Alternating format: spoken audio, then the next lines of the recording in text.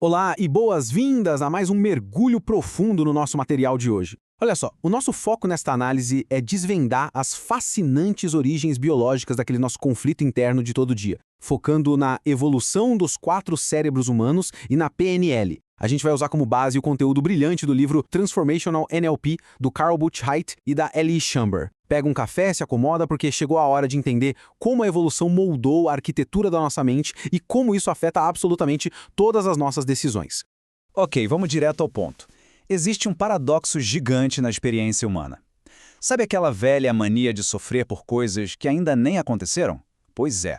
A nossa mente possui uma inteligência cognitiva absurda, maravilhosa, e mesmo assim, a gente gasta uma energia imensa sofrendo por futuros imaginários ou remoendo o passado. E adivinha?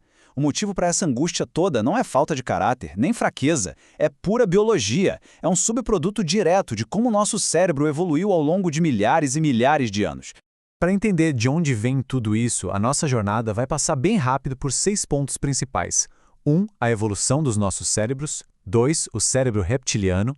3. O sistema límbico. 4. O quarto cérebro. 5. A origem do sofrimento. E para fechar com chave de ouro, a transformação através da PNL. Número 1. A evolução dos nossos cérebros. É aqui que a construção dessa máquina incrível começa. O neurocientista Paul MacLean trouxe uma ideia que muda tudo. Ele percebeu que a natureza não jogou fora as partes antigas do nosso cérebro enquanto a gente evoluiu, sabe? Ela simplesmente foi empilhando coisas novas por cima das velhas.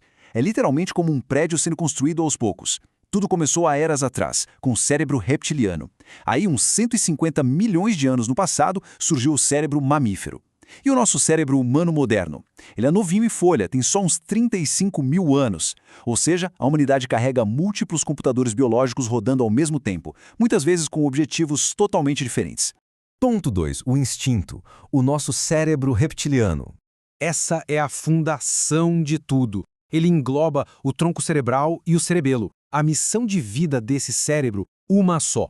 Sobrevivência física pura e simples. É ele quem regula nosso coração, a respiração e aquele famoso instinto de luta ou fuga. E aqui vai o detalhe mais chocante de todos. Ele não atualiza o que aprendeu. Nunca. Ele continua operando hoje usando as primeiríssimas reações de sobrevivência de milhares de anos atrás. E não tá nem aí porque a nossa lógica diz que é certo no mundo moderno. Vamos avançar na construção. 3. A emoção, ou sistema límbico. Esse tal de cérebro intermediário surgiu com os primeiros mamíferos e trouxe uma camada intensa para a jogada. Ele é a verdadeira central de emoções profundas, a raiva, a alegria, a dor. Ele é o nosso alarme constante de perigo. Mas, gente, tem uma limitação aí que explica muita coisa da nossa vida. Esse sistema simplesmente não entende palavras. Zero comunicação verbal. Ele sente absurdamente tudo, mas é mudo. E é por isso que, quando a gente está numa dor emocional imensa, ouvir um conselho perfeitamente lógico de um amigo não faz nem cócegas para acalmar o coração, né? Ponto 4. A razão. A era do nosso quarto cérebro. Agora a coisa ganha contornos complexos. Esse salto evolutivo maciço que rolou na época dos Cro-Magnons mudou tudo para sempre. Os nossos lobos frontais expandiram. Eles deram de presente pra gente a linguagem falada, a arte e a habilidade genial de criar planos para o futuro. Mas, e sempre tem um mas, né? O preço disso foi alto. Essa mesmíssima capacidade de visualizar o que não está na nossa frente nos deu o dom incrível de ter neuroses, de agonizar por memórias do passado e criar uma super ansiedade sobre o que ainda nem aconteceu. Chegamos ao ponto 5. A origem do sofrimento. Onde o bicho pega de verdade. Então, sabe aquele conflito diário? Quando você decide ter um hábito saudável, mas falha miseravelmente e se culpa? Calma, não é falta de disciplina. É um baita choque biológico. De um lado, a gente tem o cérebro da criatura, muito antigo, dominado pela emoção pura, focado em sobreviver no presente e sem dizer uma única palavra. Do outro, o cérebro humano, que adora uma lógica, pensa no futuro e não para de falar na nossa cabeça. A origem do nosso sofrimento está exatamente nessa muralha de comunicação.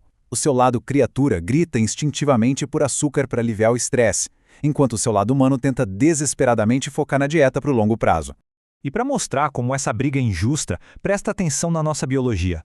Qualquer sinal sensorial bate primeiro nos nossos centros emocionais, lá na amígdala, muito, mas muito antes de chegar ao neocórtex, onde a nossa razão trabalha. A evolução simplesmente garantiu que a emoção bruta literalmente ganha a corrida contra a lógica. A gente sente a pancada, a dor ou medo intensamente muito antes de ter sequer um milissegundo para pensar: opa, não precisa de tudo isso. E é por conta dessa bagunça toda que a gente precisa desesperadamente de um manual de tradução. O livro Transformational NLP, que inspira essa nossa conversa toda, atua justamente aí. Ele pega todo esse nó de sofrimento biológico, dessas camadas de cérebros evolutivos empilhados e apresenta um modelo de tradução simplesmente espetacular para resolvermos isso. E vamos para o último ponto: transformação através da PNL, a cura que é estrutural. Afinal, como a gente resolve a briga entre um cérebro que fala e um que não fala? A grande sacada é: a gente passa a usar a língua da criatura. A PNL chama isso de quatrotupla. A gente se comunica por imagens, sons, sensações corporais, cheiros e gostos.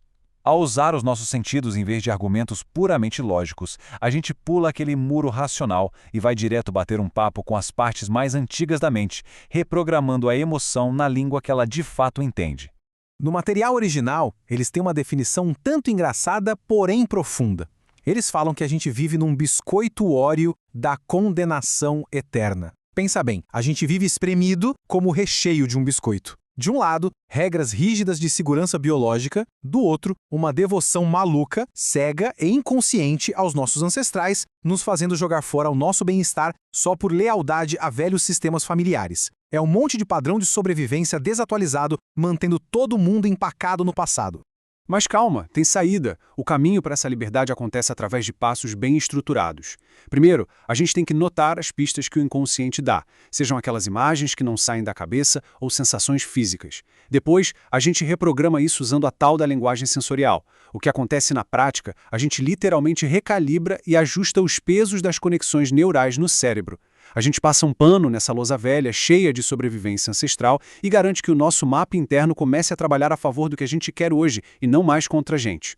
E para fechar, o divisor de águas absoluto é essa ideia do Carl Buchet, super inspirada pela física quântica. Em absolutamente cada momento a gente tem a chance de escolher de novo. Sabe por quê? Porque o mapa cria o território. Esse nosso mapa neural, cheio de imagens sensoriais e memórias antigas, não é só um reflexo do que existe lá fora. Ele de fato cria e ajuda a manifestar a nossa realidade. Ou seja, se a gente atualiza as instruções desse mapa biológico lá dentro, a gente altera a realidade que a gente experimenta aqui fora. Loucura, né?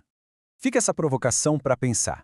Se a gente tem esse poder de verdade de traduzir, reajustar e curar essas partes super profundas do nosso cérebro, sem ficar contando só com aquela famosa força de vontade que esgota no meio do dia, se o mapa cria mesmo o território, qual será a nova realidade que vai ser escolhida hoje? Encontrar o alinhamento entre o nosso instinto mais antigo e a nossa razão moderna é onde mora a verdadeira liberdade. Eu espero que esse mergulho de hoje tenha despertado a curiosidade para explorar ainda mais esse nosso universo interno. Um abraço gigante e até a próxima análise.